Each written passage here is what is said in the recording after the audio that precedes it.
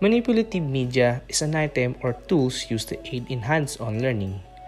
Manipulative media is also a model in which learners can manipulate to gain understanding and/or mastery of a concept.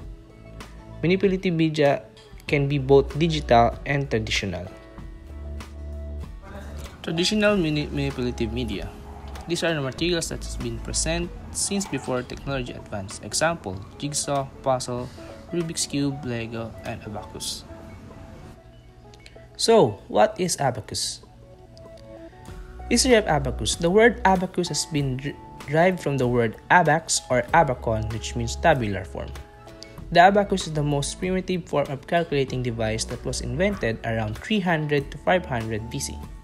So the first source have also given evidence to it was Indians with a separate columns that counted digitals with shunya or zero.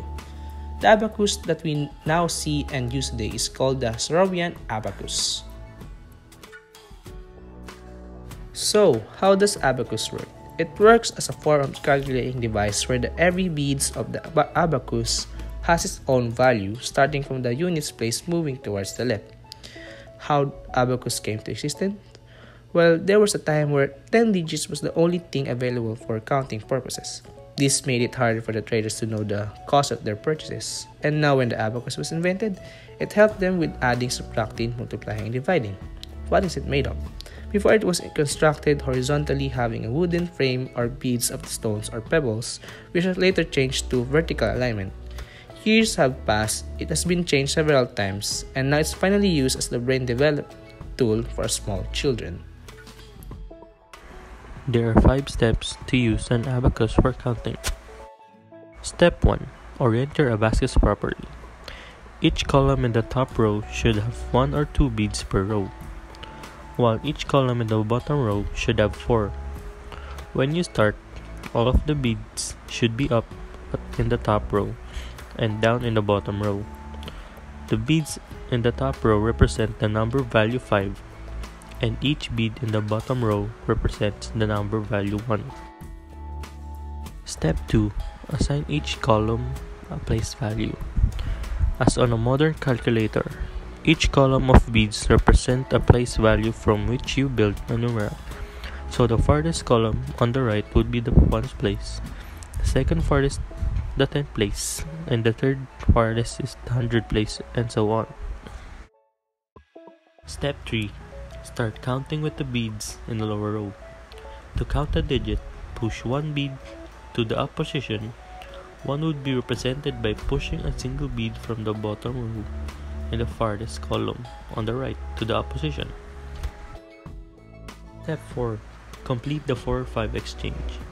Since there are only 4 beads on the bottom row, to go from 4 to 5, you push the bead the top row to the down position and push all 4 beads from the bottom row down. The abacus at this position is correctly read 5 to count 6. Push one bead from the bottom row up, so the bead in the top row is down, and one bead from the bottom row is up. Step 5. Repeat the pattern for higher numbers. The process is essentially the same across the abacus. Go from 9, in which the beads are in the 1st place are pushed up, and the beads in the top row is pushed down to the 10, in which a single bead from the bottom row to the 10th place is pushed up, while beads in the 1st place are pushed back to their starting or 0 position. There are 5 benefits of using abacus. Number 1. Improves concentration. Number 2. Improves imagination and visualization. Number 3. Strengthens our memory. Number 4. Enhance accuracy and speed. Number 5. Boosts self-confidence.